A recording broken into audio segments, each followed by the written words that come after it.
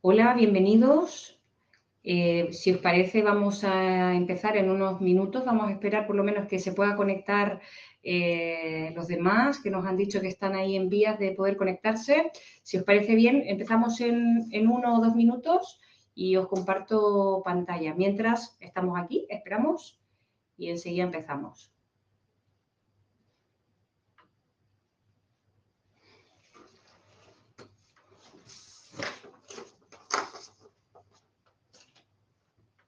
¿Quieres que comparta mientras? Sí, ponemos la... Vale. Si os parece, mientras voy compartiendo la presentación, si van surgiendo preguntas a lo largo de la sesión, ¿vale? Lo podéis poner en el chat, ¿vale? ¿Vale? Y si podéis, mientras os he compartido la presentación, y podéis escribir en el chat que se ve bien, ¿vale? Para que podamos empezar dentro de nada, unos minutos. Si alguien nos pone, pues os agradeceríamos. Sí, que alguien escriba que se puede escribir bien y que todo va bien. Y si nos escuchan bien, parece que nos escuchan bien. Ahí está. Sí, todo bien. Vale, Paula. Muy bien, Paula, encantado, ¿eh? Vale. Bueno, más o menos estamos ya o esperamos un... Sí, yo creo que si quieres podemos empezar. Vale, es la parte más de presentación. En principio, bueno, agradecer a nuestra institución, a IMQ AMSA, que es una institución de psiquiatría y de que trabaja para la salud mental, ¿no? En segundo término, también agradecer a la Universidad Europea del Atlántico, en Cantabria, con la cual tenemos un lazo de trabajo desde hace ya un tiempo y que estamos emprendiendo de distintas actividades. Nos presentamos, en primera instancia, la doctora Pamela Parada, es psicóloga, doctora en psicología y coordinadora de la unidad de trastornos de personalidad de IMQ-AMSA y profesor de la asociada en la Universidad del Atlántico. En mi caso, soy médico psiquiatra, doctor en medicina, psicoterapeuta, jefe de IMQ-AMSA también, donde trabajamos juntos, y profesor asociado de la Universidad de Deusto. Bueno, la charla formación que vamos a dar hoy básicamente se centra, si seguimos el discurso del título, ¿qué hay detrás de las conductas destructivas en los trastornos graves de la personalidad? De tal manera que estamos diciendo que los trastornos de personalidad no solo deben ser diagnosticados, sino además debe ser diagnosticada la gravedad de estos trastornos. Cuando la gravedad es máxima en nuestros trastornos, y nos puede tocar tener un paciente en nuestras consultas, a veces puede tener en nuestros hospitales de día o mismo en la unidad de agudos. De tal manera que podemos encontrarnos con estos casos más graves de personalidad y que tienen obviamente conductas destructivas. Nosotros nos vamos a centrar en esta población, ¿no? En principio, si quieren pasar, pasamos, ¿no? Y tú comentas un poquito, ¿no? Vale. Venga, vamos a empezar, ¿no? Un poquito, bueno, un poco también para situarnos, ¿no? Respecto a la magnitud del problema, ¿no? Normalmente cuando pensamos en la patología de la personalidad o en los trastornos graves de personalidad, ¿no? Es verdad que siempre nos centramos y focalizamos en el trastorno límite, y de hecho durante toda la presentación vamos a hacer referencia a ello, pero es verdad que se podría abordar, y esto ya para profundizar en otros espacios, ¿no? Las estructuras borderline también, que también podrían responder a conductas autodestructivas como las que vamos a ir revisando a lo largo de la sesión de hoy, ¿vale? Algunos datos a nivel general, ¿no? Para poder también valorar la magnitud del problema al que nos enfrentamos. Normalmente hablamos de que las tasas de suicidio en trastornos límites de la personalidad consumados rondan en torno al 8 al 10%, ¿vale? Lo que habla de un porcentaje importante de personas que acaban teniendo un suicidio efectivo. Si pensamos en algunos datos más específicos, en general lo que se sabe es que tanto hombres como mujeres, ¿verdad?, tienen riesgo de morir por suicidio en el contexto de un TLP, pero cuando vamos a los datos más sensibles se ve que los hombres parece que utilizan métodos mucho más agresivos, nocivos, ¿verdad? Y las mujeres parece que utilizarían más métodos con menor letalidad, ¿no? Pero, sin embargo, en ambos casos, evidentemente, representan un riesgo, no solo por el diagnóstico, sino por asociado también a las conductas suicidas derivadas probablemente del trastorno de personalidad, ¿vale? Hay una serie de factores de riesgo y también relacionada a la comorbilidad psiquiátrica, ¿no? Se ve que parece ser que en torno a los 20, 30 años parece que serían los factores de mayor riesgo en torno a la impulsividad, a los síntomas más, posiblemente más desde la urgencia, ¿no? Si pensamos, ¿no?, en la unidad nosotros tenemos pacientes de en torno a 17, 30 años, ¿no? Y parece ser que los síntomas más agudos suelen estar bastante, coinciden más o menos con el pico de la edad, ¿vale? Y lo que representa un poco las investigaciones hablan de que a medida que pasan los años, más allá de los 30, 40 y en adelante, parece que los síntomas más agudos no están tan presentes, ¿no? Y que posiblemente todo lo que tiene que ver con la autodirección, las metas, el funcionamiento, ¿no?, más en el día a día, parece que se ve más afectado en este perfil de personalidad, ¿vale? Si sumamos la comorbilidad, abuso de sustancias o incluso los trastornos de las conductas alimentarias, parece que aumentan los factores de riesgo en torno a esta población, ¿no? Y si pensamos también la fenomenología más fuertemente relacionada a la crisis, ¿no? Parece que los trastornos de la personalidad, en el caso del trastorno límite, suele ser algo frecuente, las crisis, que muchas veces las crisis derivan de activaciones del sistema de apego, ¿no? Y que a veces aparece como un callejón sin salida, ¿no?, la sensación de desesperanza, y que muchas veces el suicidio se ve como una solución a un malestar psicológico que no se está pudiendo gestionar, ¿no? En este sentido, Claudio, igual puedes un poco relacionar también esto de la ola emocional. Sí, esta ola emocional o cuando el paciente entra en crisis, que sería la fenomenología de la crisis, vemos aquí, donde básicamente lo que vamos a ver es un proceso de desregulación y posiblemente ausencia también de capacidad mentalizadora, que después poco a poco Pamela va a ir centrándonos un poco en qué es estas cosas.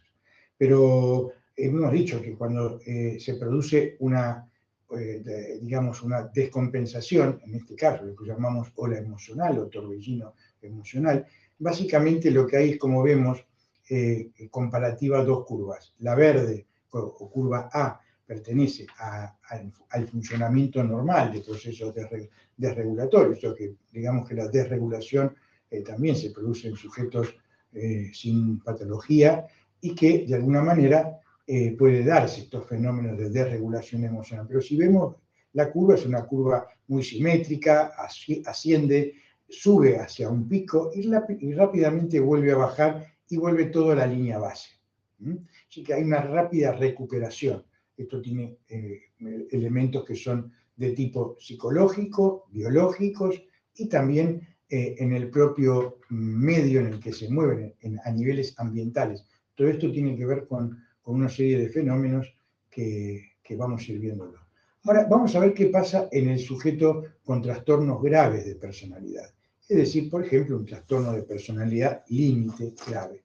Como vemos, la curva asciende mucho más rápido, la intensidad del proceso de desregulación o de ola emocional es mucho mayor y aparece un pico de intensidad que, si vemos con respecto al pico verde, es mucho más acentuada.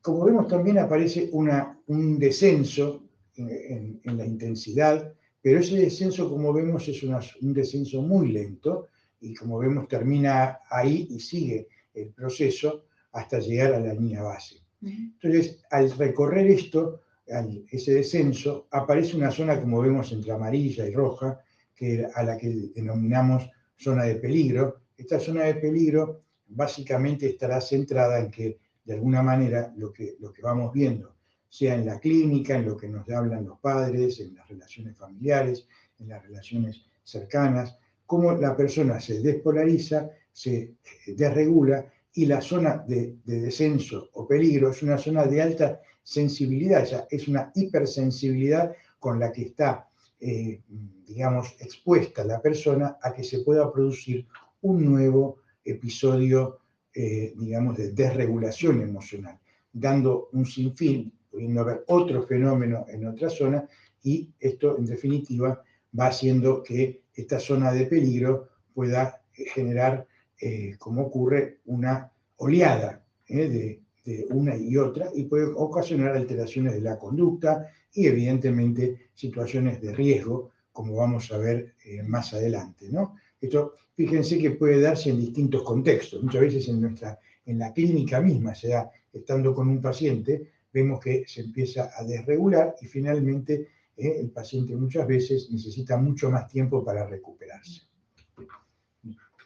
No sé si querés comentar. Sí, bueno, de hecho, fíjate, estaba pensando, ¿no? Cuando muchas veces los pacientes aquí hablan de la vulnerabilidad, ¿no? Al final tienen este pico de subida de emoción, ¿no? Muchas veces, no sé, pienso en emociones negativas como la ira, ¿no? El enfado, y parece como que a estos pacientes les cuesta volver a lo que decías tú, ¿no? A la línea base, y tienen mucho más riesgo de encadenar con otros estados emocionales y nuevamente con nuevas conductas desreguladas. Entonces, claro, esto habla de cómo incluso en el proceso clínico nosotros también debemos atender a esto. Parece que hay algo que les quema por dentro, ¿no? Y que no les permite como abandonar esa emoción, ¿no?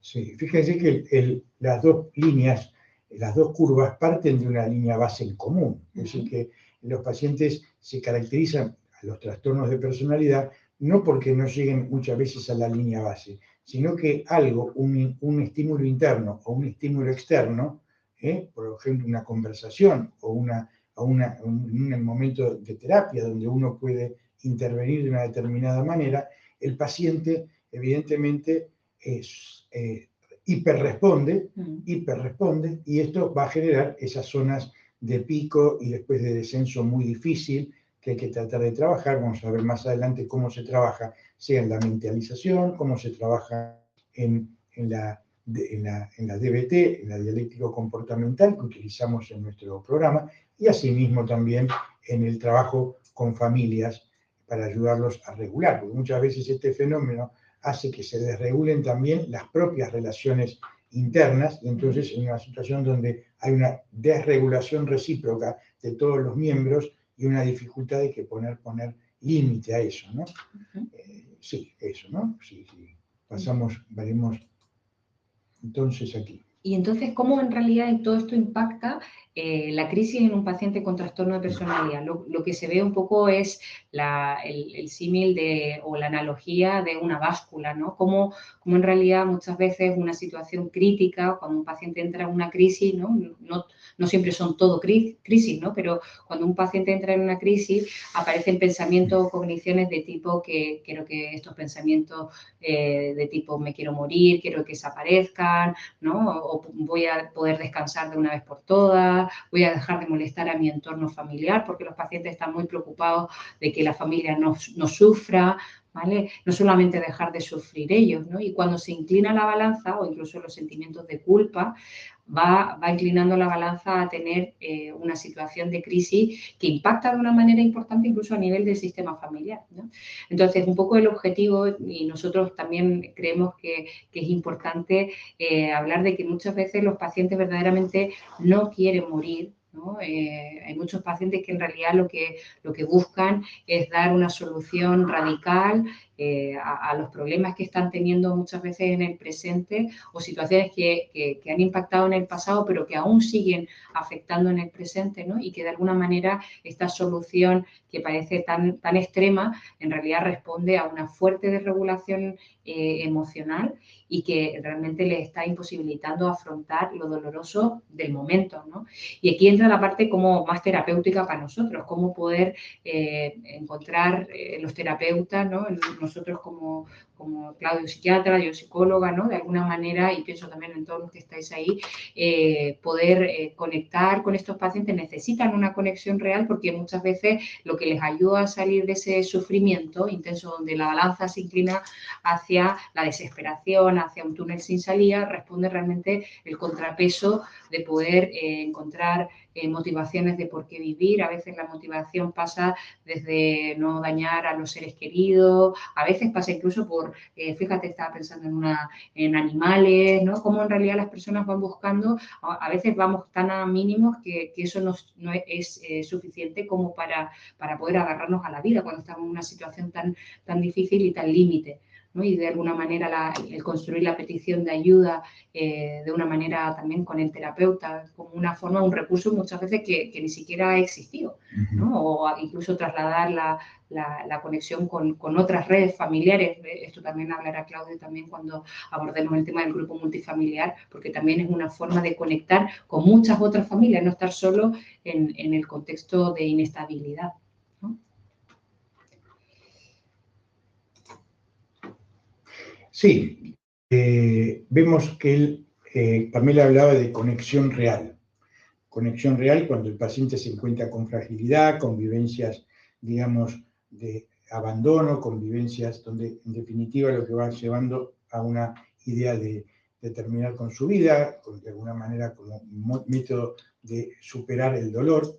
Y en esto entra también de alguna manera los fenómenos, digamos, de cómo el entorno entiende estos fenómenos, en lo cual incluyo la familia, los amigos, el paciente y, por qué no, también los terapeutas, los médicos. Que a veces, en este sentido, llamamos a la atención de lo que puede pensar este entorno en realidad, versus la realidad clínica que nosotros sostenemos desde nuestra perspectiva. O sea, fíjense cómo es muy común, consulta con trastornos límites y algunos otros, pero sobre todo con el límite, que el paciente está expresando sus deseos de no querer vivir y muchas veces también hay una tendencia a conductas autodestructivas, autolesivas, compras, drogas, digamos, problemas de alimentación.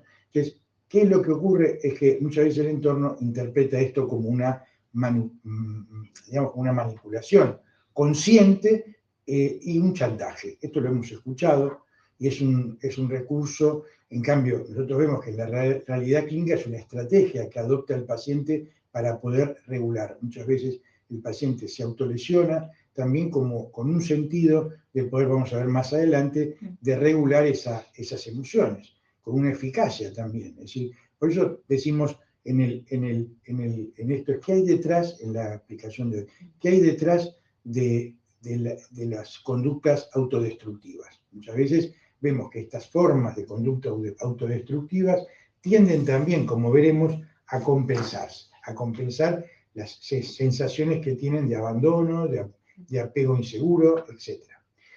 Otra forma, a veces se suele decir que solo quieren llamar la atención, lo hace por llamar la atención, amenaza de suicidio por llamar la atención, se autolesiona como una manera de llamar la atención, se droga, tiene problemas de la alimentación para llamar la atención. Y vemos que también es una manera, podríamos decir, de comunicar el dolor psicológico que tiene. Trata de que, al no poder poner palabra, a muchas veces dificultad de representación de estos dolores, todavía no ha llegado a la capacidad, que ya vamos a ver, de mentalización. Muchas veces están en dificultad de mentalizar y de regularse a sí mismas, y no tienen a lo mejor un entorno adecuado. Intenta poner estos fenómenos para no llamar la atención, sino para comunicar el dolor y que de alguna manera poder acudir, que sea acudida y que sea de alguna manera tranquilizada, ¿no? En esta desregulación.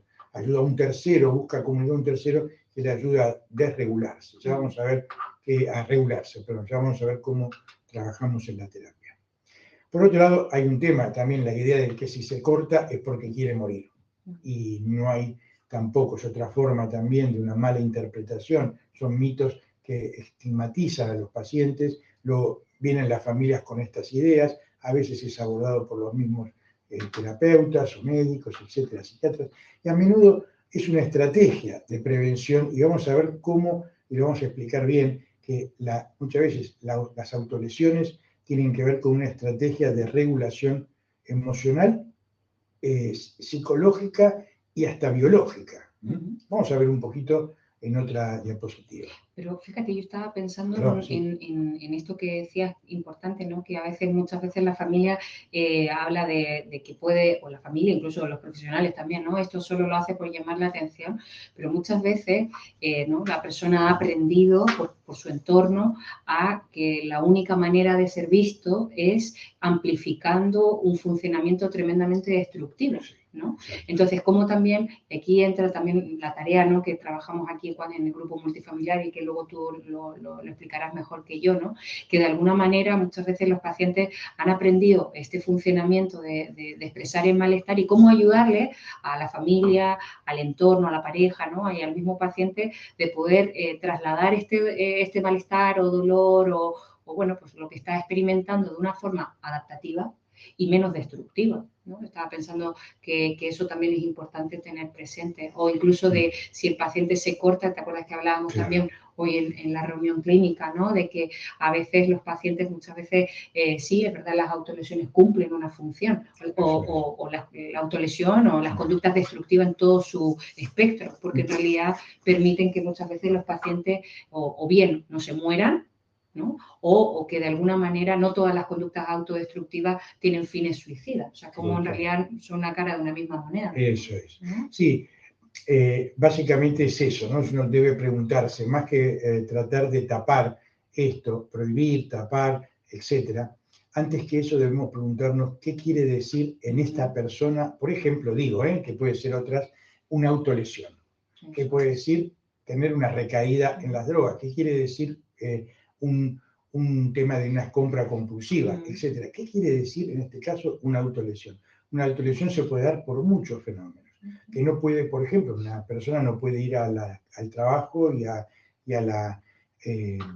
al trabajo o a algún estudio académico. No puede, a veces necesita frenar a través de mostrar estas autolesiones, no sabe cómo comunicarlo.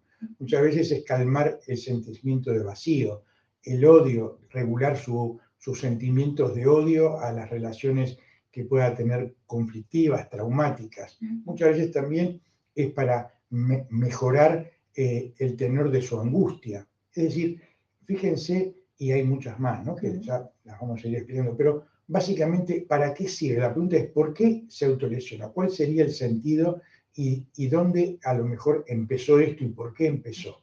Si básicamente siente que no tiene una red contenedora, puede sentir que tiene una idea excesiva de querer agredir, entonces muchas veces de formas punitivas también, de autocastigo, por fuertes sentimientos de culpa.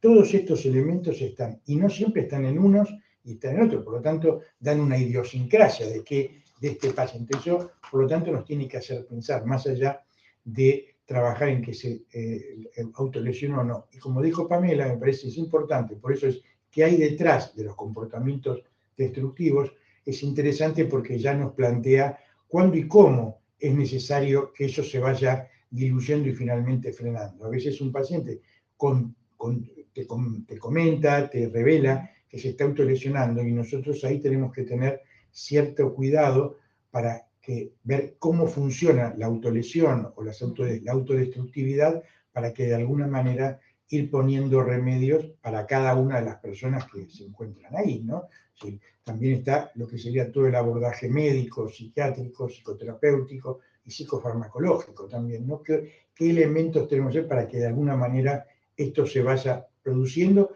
más que frenando la autolesión, permitiendo que el paciente ayudar a los terapeutas a permitir que puedan pensar a través de un abordaje adecuado psicofarmacológico.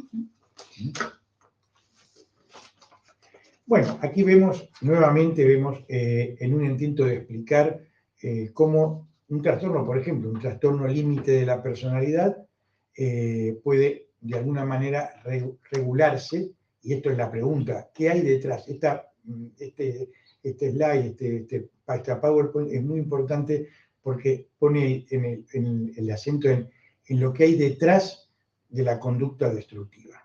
la conducta autodestructiva. ¿Qué hay detrás? Fíjense que hay básicamente 3 fases. En la primera fase, o de escalada rápida, aparece algo que dentro de distintos contextos, vemos esto que puede ser, por ejemplo, a nivel terapéutico. Nosotros estamos en un hospital de día, y en ese hospital de día una paciente se retira del grupo mal, empezamos a ver que empieza a desregularse, llega a un nivel límite de tolerancia y sale de por ejemplo, de un tratamiento grupal o de un tratamiento individual, ¿no? Del abordaje con el psiquiatra o con los psicólogos.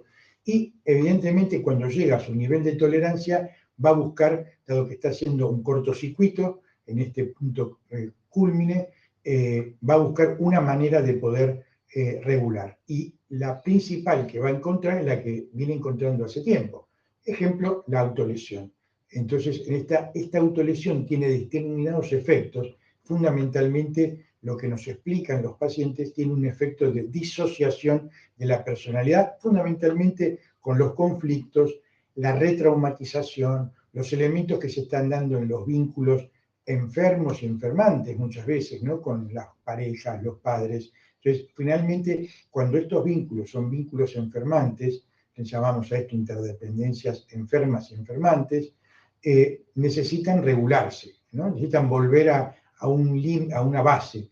Entonces utilizan la autolesión. Y vemos, a diferencia de la que mostrábamos anteriormente, la curva sin autolesión, tarda mucho en volver. Y finalmente puede ocurrir en el medio, dado que hay una zona de peligro, de hipersensibilidad, que vuelva a ocurrir esto y poner la situación en peligro.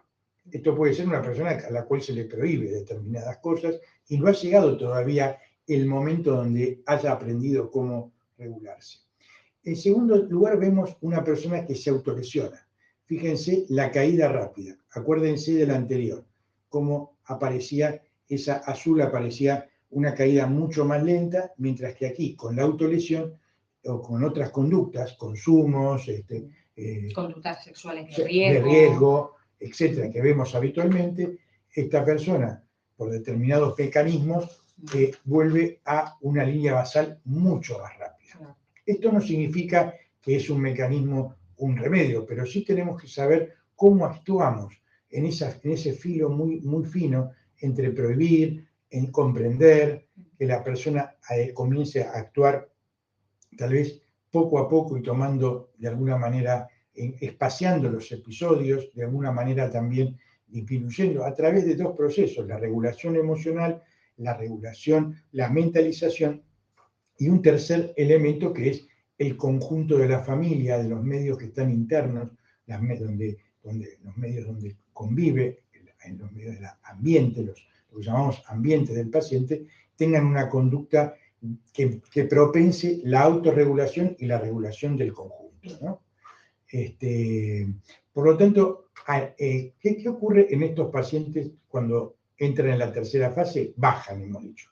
Pero entran en un lugar, fíjense que la línea base, así como la anterior, tardaba en llegar, vemos que la línea naranja desciende más allá de la línea base. Fíjense que desciende más allá, que sería la 4ª fase del ciclo.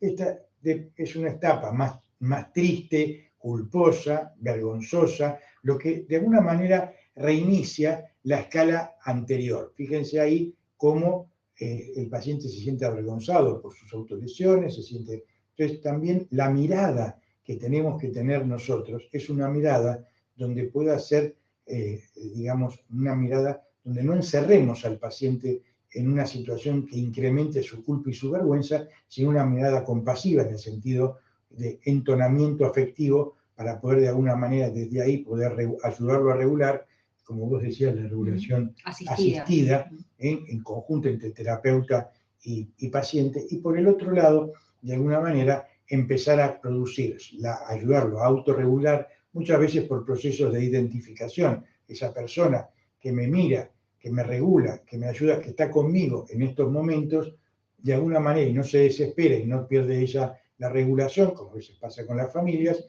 lo que hace es permitirme, a través de procesos de identificación, empezar a producir esa regulación. Además, hay técnicas de la terapia dialéctico-conductual, que se emplea en nuestro medio, que ya lo explicará Pamela. Y por otro lado, la mentalización, que también es otra, va a permitir mentalizar todos estos procesos para llevarlo ahora sí, a un nivel donde se puedan suprimir y tener conductas más sanas, ¿no? Yo, fíjate, aquí pensaba, me venía a la cabeza la idea de un paciente que tenemos en el hospital de día, que es verdad que igual se nos viene a la cabeza siempre como las autolesiones, ¿no? Pero estaba pensando en esta persona que es una persona adoptada, con un origen bastante traumático, todo el proceso adoptivo, que suele mantener relaciones sexuales de riesgo, y hablamos de que igual en un fin de semana igual mantiene relaciones sexuales en torno de 7 a 12 personas con desconocidos, donde no hay ningún grado de cuidado, y cuando despejamos en realidad es súper efectivo, al igual que una autolesión, porque en realidad mantiene relaciones sexuales con el fin de evitar el vacío crónico que experimenta, sensaciones de abandono, y en realidad tiene una utilidad muy, muy práctica, como lo has explicado, ¿no? Es decir, baja ese malestar, efectivamente mantengo muchas relaciones sexuales, pero rápidamente golpea nuevamente, entonces se ve como en una espiral en el que no puede cesar. Claro, ¿no? Fijémonos que si la persona baja a ese nivel,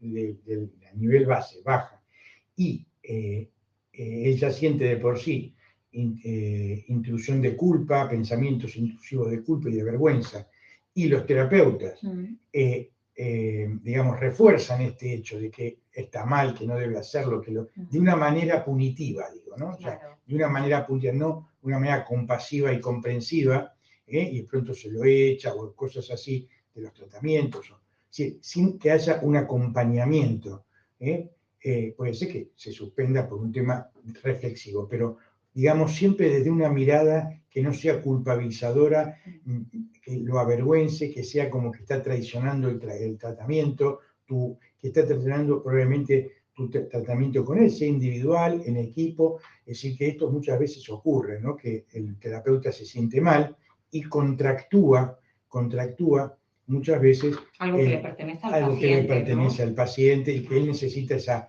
esa contención, porque probablemente en su medio familiar también hay actitudes ya a veces muy, muy desgastadas y punitivas, ¿no? Sí. Vale. A ver. Bueno, y un poco más o menos lo has ido contando, ¿no? Lo de la función de la conducta autodestructiva, más o menos más de lo que ya hemos un poco dicho en las diapositivas anteriores. En realidad, una conducta autodestructiva, más allá de las conductas tipo autolesión, ¿no? Pues incorporamos varias, ¿no? El sexo, las compras, el consumo, como bien ha dicho Claudio, y que tiene diferentes funciones, y quizás nuestro objetivo es poder leer conjuntamente con el paciente para poder también traer pensamiento, porque si no hay pensamiento, el riesgo de pasar al acto es tremendamente alto, ¿no? Entonces, podríamos pensar como una utilidad más de lo que decía Claudio también, ¿no? De una utilidad disociativa, ¿no? Puedo experimentar dolor físico para sentirme real o volver a la realidad. No estoy pensando en este caso que llevamos, ¿no? Suele tener relaciones sexuales recurrentes de forma autodestructiva, ¿no? Y es una forma también de sentirse real, de conectar con el otro, como una forma de conexión, ¿no? También hay otras formas que podría ser como una forma de castigo, porque cuando vamos explorando de una manera más profunda en psicoterapia, aparecen sentimientos, ¿no? O pensamientos de ser malo, ser agresivo, ser inadecuado, ser el rechazable, ¿no? Y que en el fondo responde como una forma de autocastigo propio de las conductas autodestructivas. O incluso estaba pensando en otra paciente, ¿no? que tiene un trastorno límite y además un trastorno de alimentación, ¿no? Como la paradoja de la seguridad, que muchas veces ella dice que llega a la noche y saber que tiene toda una medicación en la que podría hacer un mal uso de ella, ¿no? y poder terminar con un suicidio, un intento de suicidio, eso también le da una cierta seguridad. Que evidentemente es caminar por la cuerda floja, pero si nos damos cuenta del lugar que eso ocupa.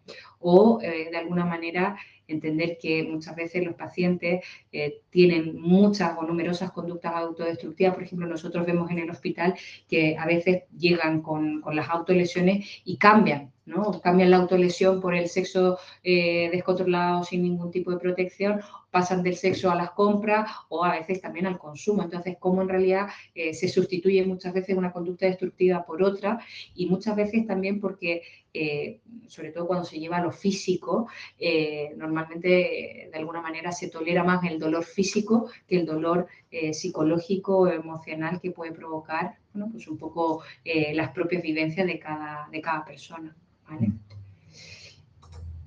Venga, y en este sentido, un poco desde la terapia basada en la mentalización, un poco también en resumen, ¿no? Porque es verdad que esto es todavía más profundo, pero como una idea general que sí nos gustaría que pudierais tener, es cómo nosotros desde la autolesión o cualquier conducta autodestructiva, teniendo en cuenta un poco el esquema que ha ido explicando Claudio, en realidad para nosotros es una lectura como un deseo de agencia, de volver a tener un grado de control ante el descontrol, ¿no?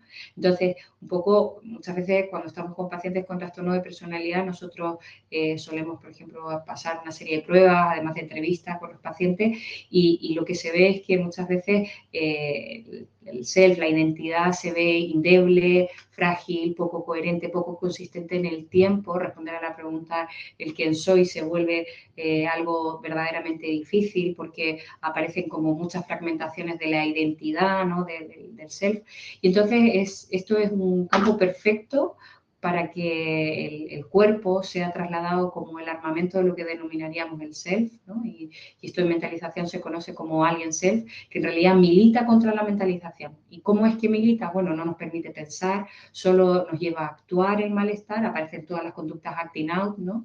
Y en realidad, en respuesta a una hiperactivación del apego, ¿no? Como el ambiente no es contingente, aparecen mecanismos de regulación efectiva claramente en la línea autodestructiva. Y aquí yo pensaba en una paciente que hemos estado también en el grupo multifamiliar, ¿no? Un poco ella decía, no, llevo 2 meses estando mal, nadie ve mi dolor y ¿qué le queda a ella? ¿No? Pues de alguna manera las autolesiones como una manera también de ser vista, ¿no?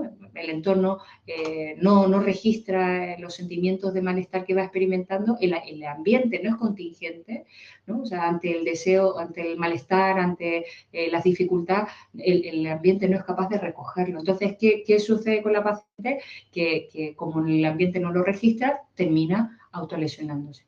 Y eso, como decía Claudio, al final termina reestructurando el self. O sea, el self vuelve a ser un poco más coherente en sintonía con esto que ha sucedido. Y como también nuestra tarea a nivel terapéutico es poder trabajar el deseo de agencia, ya no solo como haría la DBT, que lo vamos a revisar, que es más desde ofrecer herramientas, sino aquí de devolver el pensamiento, ¿vale? Y en esta línea, un poco también a nivel general, lo que hace la mentalización es verdad que no ha trabajado tanto en detalle como quizás lo haría la DBT, no tanto desde el kit de herramientas, pero aquí lo que se hace es, cuando un paciente ha tenido fallos de mentalización, y aquí se entiende un fallo de mentalización como la dificultad de tener un pensamiento, ¿no? Por eso el paciente, la mentalización colapsa y el paciente se termina haciendo daño, y entonces un poco lo que se propone es como este ciclo, ¿no? de 4 pasos, que es una vez que el paciente ha tenido fallos de mentalización, y no solamente derivados de conductas autodestructivas, porque podrían haber fallos de mentalización en cualquier otro contexto sin producirse conductas autodestructivas, verdad que ahí aumenta el riesgo. Aquí lo que se hace es como si, le decimos al paciente que pueda ir al momento antes del quiebre de mentalización, le hacemos lo que denominamos parar, rebobinar, volver atrás, hacemos como microcortes de la escena que ha vivido el paciente, exploramos conjuntamente, entendiendo que hay un otro que escucha, ¿no? que de alguna manera no pone estados mentales en el paciente, y un poco intentamos aprender de esa experiencia, lo que realmente le da significado a ese contenido que el paciente no ha podido metabolizar de ninguna manera, sino que simplemente ha terminado actuando, ¿vale? Desde la DBT se hace algo contrario, ¿vale? Un poco, contrario o parecido, complementario, eso es. En realidad, la DBT ya sabéis que utiliza diferentes herramientas que van desde la conciencia plena, la tolerancia al malestar, la regulación de las emociones y la afectividad interpersonal. Es verdad que dentro de todo este proceso, lo que hace desde una corriente evidentemente más conductual, muchas veces cuando los pacientes tienen situaciones de crisis para poder entenderla a posteriori, ¿no? es trabajar lo que se conoce como el análisis en cadena, que podría ser como el símil de lo que hace la mentalización. Es verdad que no siguiendo una estructura tan, ¿no? tan conductual, ¿no? Pero aquí lo que se trata de identificar es qué le ha hecho al paciente ser vulnerable y entendiendo cuáles son los disparadores, ¿vale? Cuáles son la serie de cadenas que van enlazando la conducta problema y finalmente poder entender las consecuencias que ha tenido eso para poder tener también como un grado de mentalización para el paciente, ¿no? Poder entender que lo que le ha llevado una cierta vulnerabilidad es también le permite anticipar estas conductas y, como diría la DBT, poner en marcha estrategias que permitan regular de manera más efectiva, ni buena ni mala, el resultado, ¿vale? Y un poco en esta línea, un poco también poder comentar como Sí. la estructura, ¿no? Sí. del tratamiento. Está bien porque es bueno pensar que estos pacientes son los graves, son los difíciles pacientes. Entonces, nosotros hemos desarrollado un modelo integrado donde se integra no solo la terapia de mentalización, no solo la terapia de dialéctico comportamental, sino toda la intervención psicodinámica con familias. En este sentido, dentro de ella es la llamada terapia multifamiliar.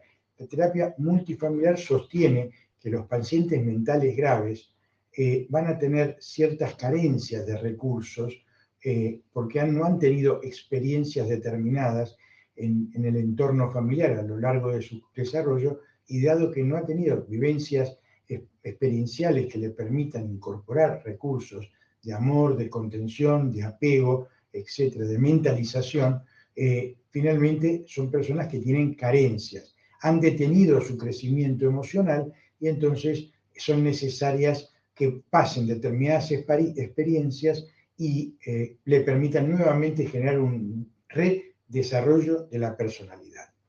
Dicho esto, digamos, podríamos decir que el proceso integrado está integrado en un primer momento, cuando llega el paciente, va a llegar fundamentalmente con los síntomas agudos y ahí fuertemente va a intervenir la DBT, es decir, cortar la ideación suicida, ir determinando cómo poder mejorarlas, los cortes, las adicciones, la impulsividad extrema.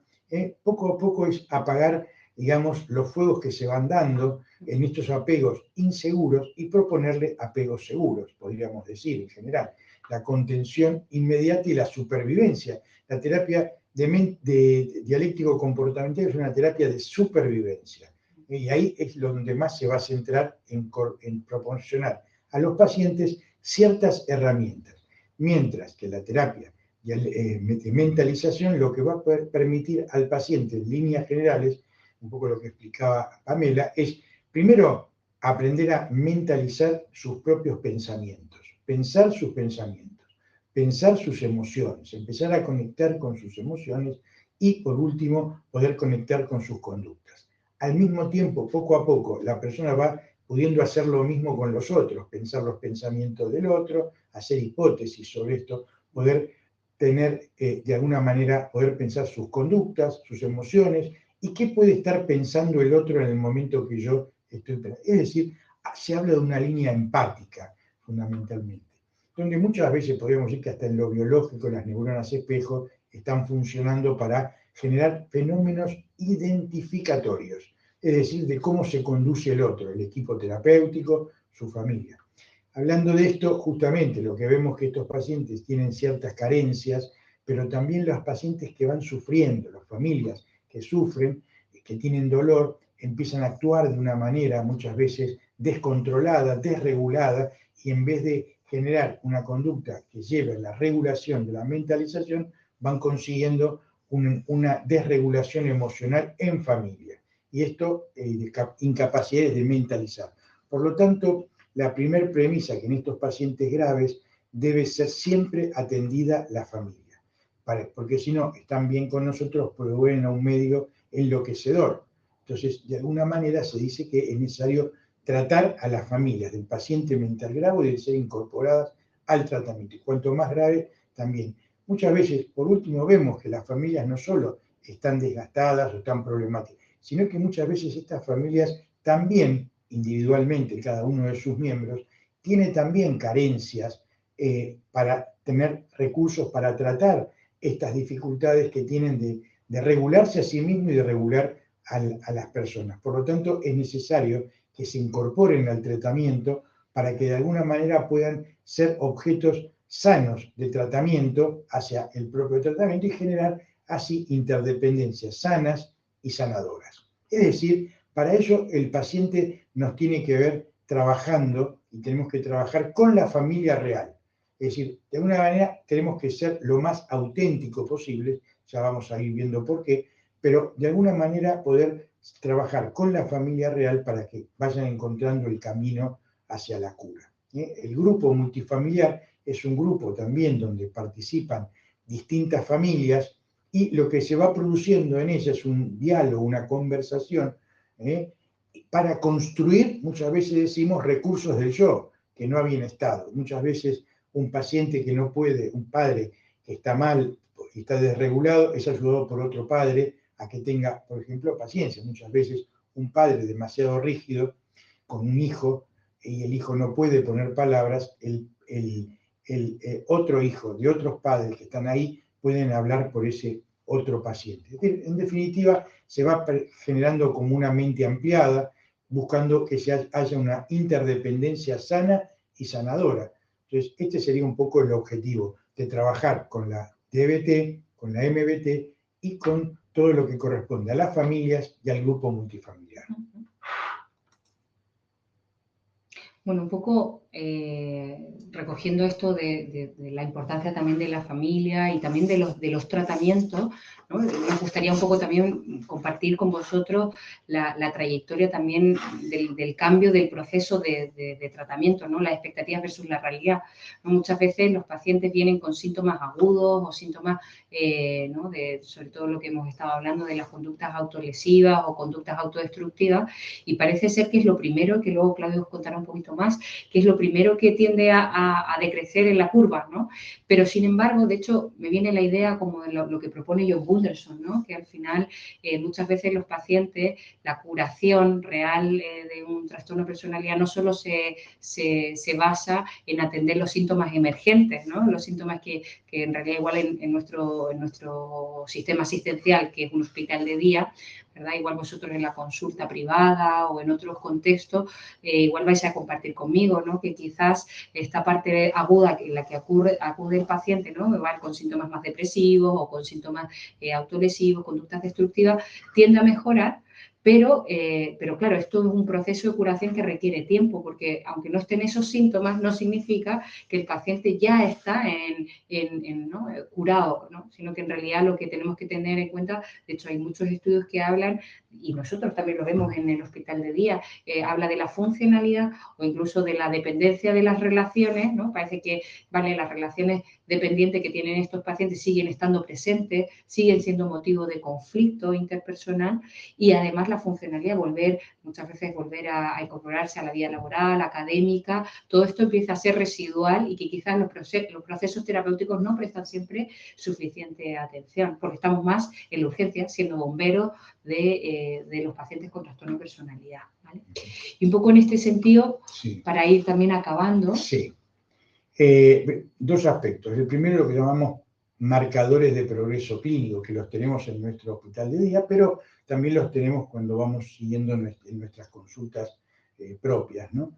Pensaba que, fíjense que estamos hablando aquí de una expectativa para hacer un tratamiento, no son de algunas semanas, algunos meses, sino fíjense que son 15 meses, por lo menos. Esto está avalado también no solo por la DBT, sino también la mentalización también, Bateman y Fonagy, que son los creadores de la terapia de mentalización en la escuela inglesa, sostienen aproximadamente estos tiempos. Nosotros también, nuestra experiencia ha ido mostrando 15 meses como una meta para alcanzar una reducción significativa de los síntomas y un inicio ya de poder va encontrando finalmente la asunción de reanudación de esos roles sociales. Muchas veces vienen los pacientes, lógico, en los primeros meses se controla la angustia más aguda, en los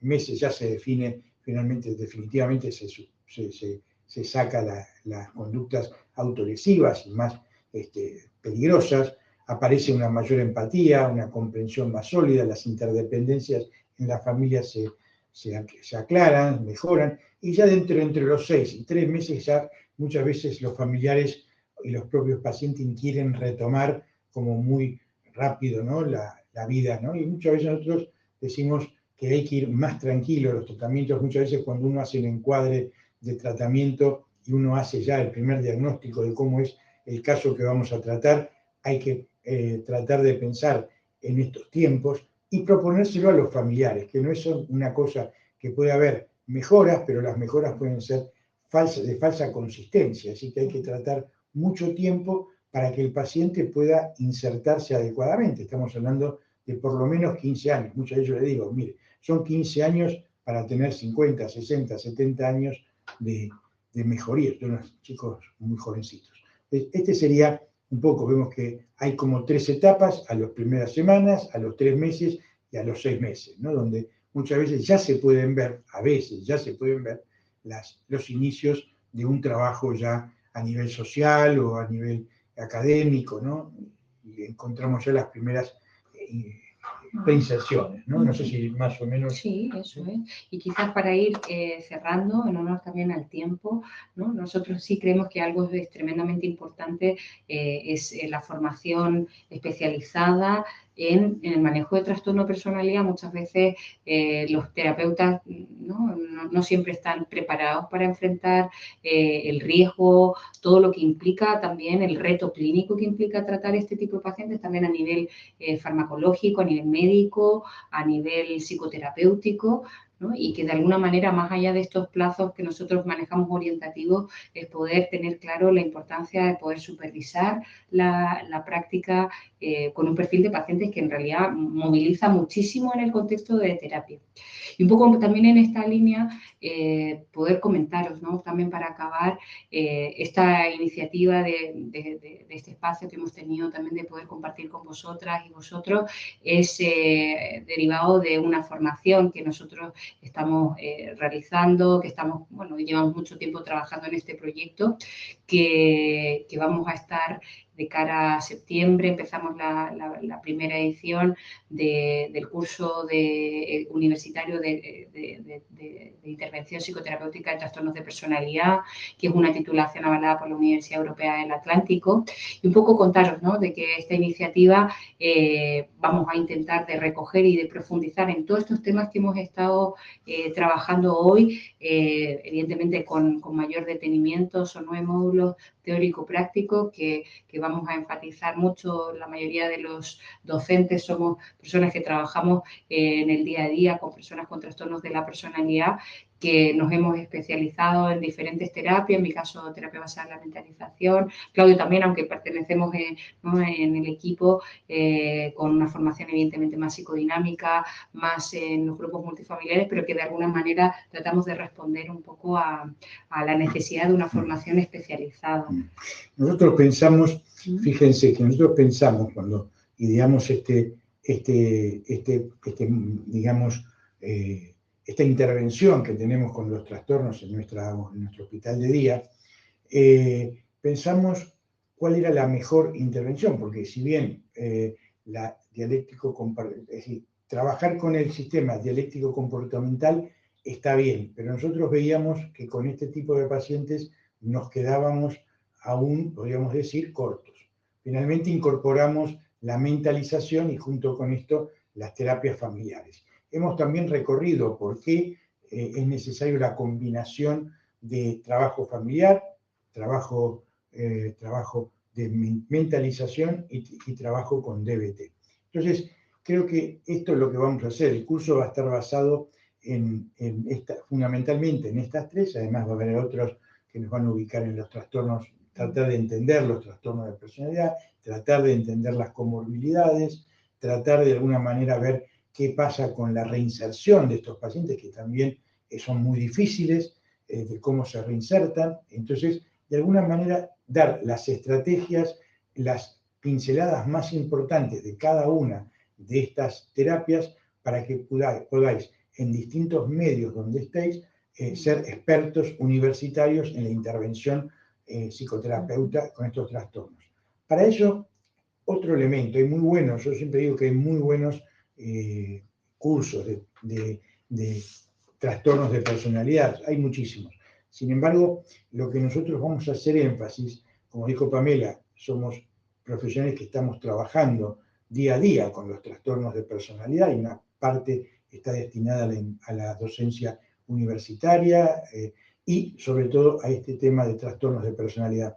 Lo que yo creo que y ella creemos que es importante la enseñanza basada en la práctica. Entonces, nosotros dentro de los módulos, a medida que vamos haciendo los módulos, va a haber una fuerte connotación, sea de prácticas, sea en los propios módulos, que cada módulo dura 10 horas, es un fin de semana por mes, por 9 meses, y finalmente tenemos una práctica que se hará dentro de la clase y otra práctica que se va a hacer en el propio hospital de día, tratando de valorar a los trastornos de personalidad, tratando de ver qué estrategias de psicodiagnósticos, cómo funciona la mentalización in situ, cómo funciona la DBT in situ, una vez que la han aprendido, y una vez cómo funciona el trabajo con familias y los grupos con familias in situ. Esto va a dar no solo un conocimiento teórico, sino un conocimiento teórico necesario a partir de la práctica clínica. Así que bueno, si necesitáis comunicaros con este número de docencia IMQ AMSA, o mandar un mensaje, o al 9447-70037. Eso es. Vale, y para acabar, si os parece bien, bueno, si tenéis alguna pregunta que queráis compartir con nosotros en relación al curso, o incluso bueno, durante toda esta sesión de casi una hora que hemos estado, podéis hacerlo, ¿vale? Paula está escribiendo. A ver.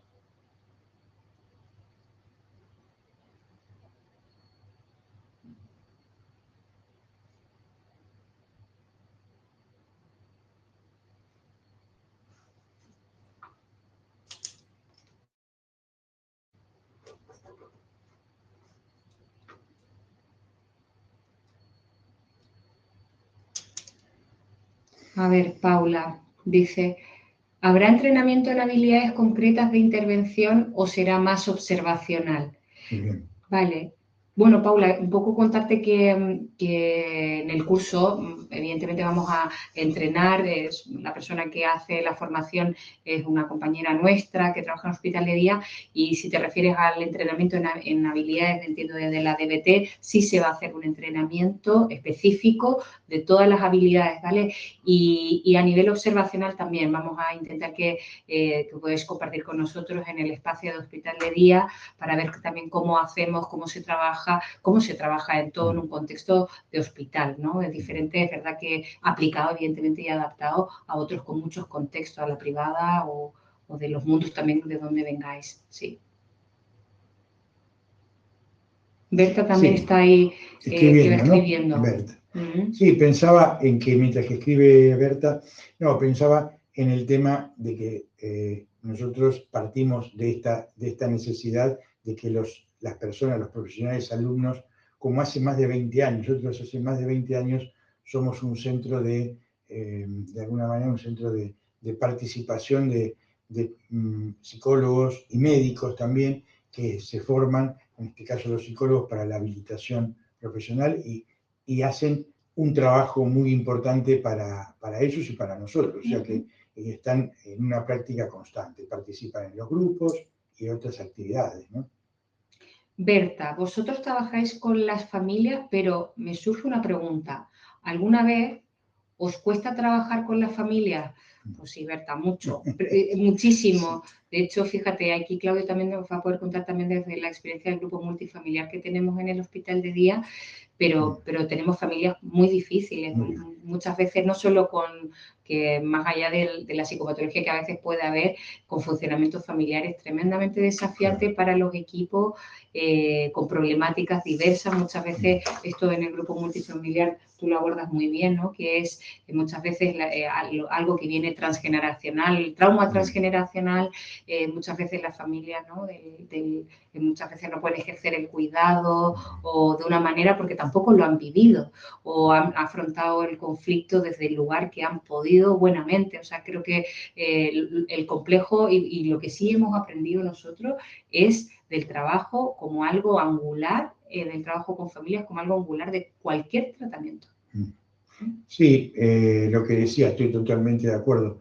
Es un trabajo, más allá de que cueste, es un trabajo necesario. Es un trabajo, uno podría pensar, ¿es necesario o no es necesario? Digo esto, Berta, porque, y a todos, ¿no?, lo que están escuchando, es decir, hay tratamientos que todavía no incluyen a las familias, o las incluyen para informarles de cómo está el paciente, para atender a lo mejor algunas indicaciones de tipo psicoeducativa. En cambio, el trabajo nuestro con familia se divide, como vamos a ver en algún momento, en 3 niveles. Un nivel multifamiliar psicodinámico, es decir, lo que queremos ahí es sanar, de alguna manera, mejorar los vínculos, pasar de una interdependencia enferma y enfermante a una interdependencia sana. Esto es debido a que, como decía Pamela, los miembros de la familia están sufriendo, todos los miembros de la familia están sufriendo, y mucho del sufrimiento de estas personas de la familia, más allá del paciente asignado, es traumas que han tenido. Son personas que cuando uno va recorriendo lo que les está pasando, hablan de traumas muy, muy serios, tanto en sus padres como en los abuelos. Es decir, que hay traumas, hay secretos, hay determinadas formas que han sufrido, y esto va pasando ese trauma de generación en generación. Muchas veces esas conductas no adecuadas se van produciendo de padres a hijos. Finalmente atendemos a eso, ¿no? Es necesario atenderlas, porque nosotros cuando entra una familia está entrando para que mejore sus recursos yoicos, para crear nuevas experiencias sanadoras que los miembros de la familia identifican del propio grupo y la pueden aplicar en su vida. O sea que sí, que son pacientes, son personas con muchos problemas, por lo tanto son familias difíciles, pero que es necesaria. A diferencia de otros tratamientos, nosotros, es más, fíjense cuál es la importancia que en nuestro programa empezamos, como en la mayoría de los centros, dedicándonos a un tratamiento abocado a la persona que estaba sufriendo, que era el paciente asignado, podemos decir, y finalmente el centro pusimos como centro a la familia. Es decir, el tratamiento está dirigido hacia la familia, con una serie de... ¿Por qué? Porque el equipo empezó a entender la importancia de trabajar con la familia. De hecho, nosotros, nuestra experiencia, cuando no se trabajaba con la familia, el progreso era tremendamente diferente. Los abandonos. Los abandonos, porque al final el paciente volvía a un sistema familiar que muchas veces no contenía, desbordado, con funcionamiento con patológico. Patologías propias escondidas muchas veces, ¿no? Claro.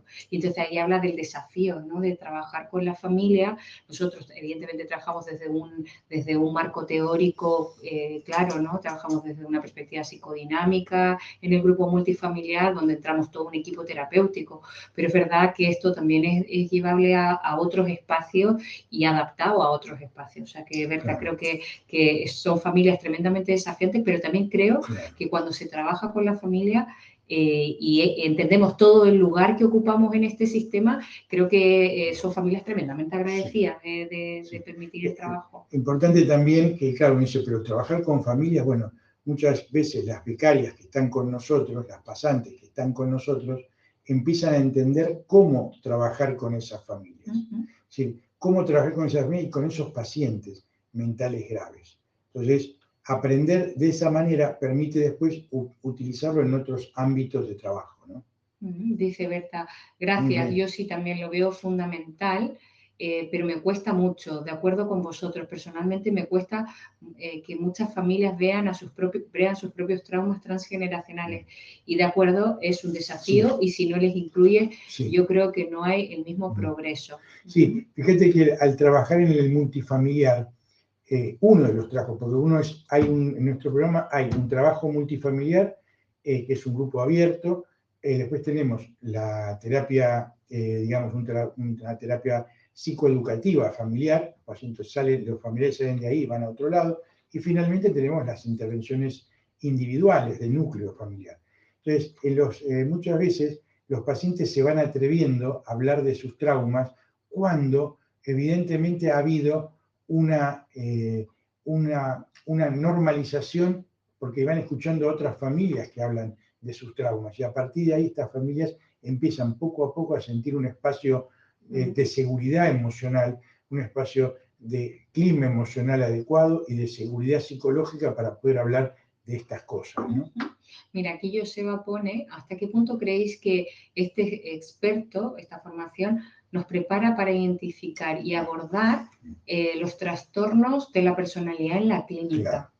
Bueno, fíjate, yo ahí creo que nosotros hemos preparado todo el programa del curso de experto, entendiendo nosotros como clínicos, ¿verdad?, de la necesidad de la formación. O sea, nosotros hemos probado un programa, lo hemos perfilado y hemos visto la necesidad. Y un poco también en base a esto hemos construido todo un programa que tiene un sustento evidentemente teórico, basado en las terapias, que ya sabéis que son terapias basadas en la evidencia, lo ha dicho muy bien Claudio, ¿no? La terapia dialéctico-conductual, la terapia basada en la mentalización, pero también incluso la terapia focalizada en la transferencia, que ya sabéis que son como los 3 grandes bloques de terapia. De hecho, todas las guías clínicas hablan, ¿no?, que la parte farmacológica no es la primera, sino que es más bien lo psicoterapéutico, y que la parte farmacológica también evidentemente es relevante y ayuda en muchos momentos. De hecho, nuestros pacientes tienen seguimiento médico psiquiátrico, pero entendiendo que este curso de experto creemos que lo hemos intentado hacer, yo creo que con más cariño y mimos, para que en realidad la formación, que sea una formación muy diferente a la de la carrera. Porque muchas veces, ¿no?, nosotros que damos clases en la universidad, vemos que muchas veces los docentes no tienen experiencia clínica, tienen una experiencia investigadora, ¿no?, pero no siempre derivada del asistencial. Y yo creo que tiene que ir de la mano, ¿no? Nosotros que somos doctores, pero que además estamos muy no solo en la práctica diaria, con el trabajo asistencial familiarizado, ¿no? Y la parte docente también, ¿no? Sí, muy bien, estoy de acuerdo. No sé si había alguna pregunta más para ir acabando. Paula, bueno, me parece muy interesante, sobre todo que en la carrera no se toca este tema. ¿Hasta qué punto creéis que este experto, de alguna manera nos puede ayudar a trabajar en relación a los trastornos de personalidad? Un poco también lo hemos contestado, ¿no? Es decir, que sí creemos que vamos a focalizar mucho también en lo teórico, pero mucho también en lo práctico.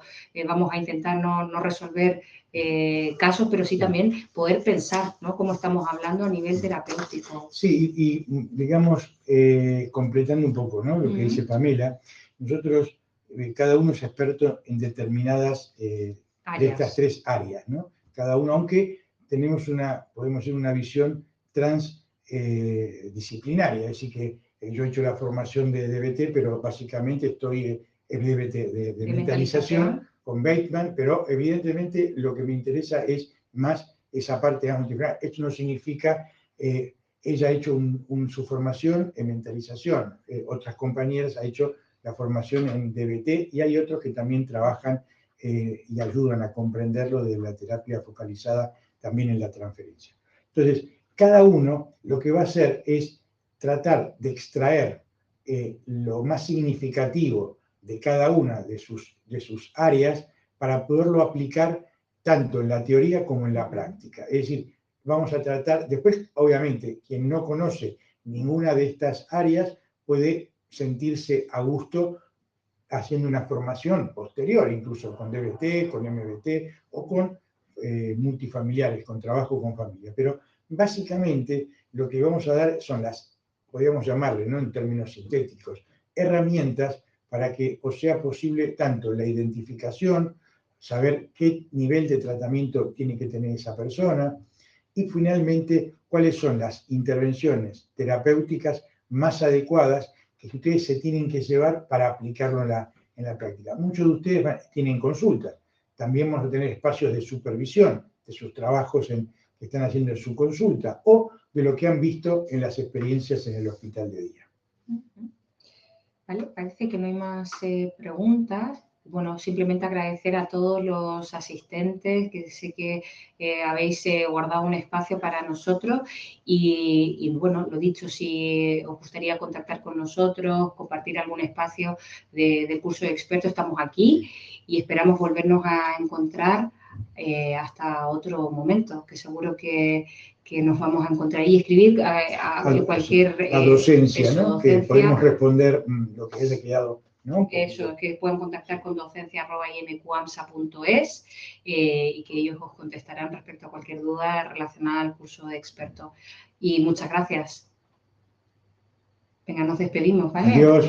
Venga, hasta luego. Hasta luego. Gracias a vosotros. Adiós.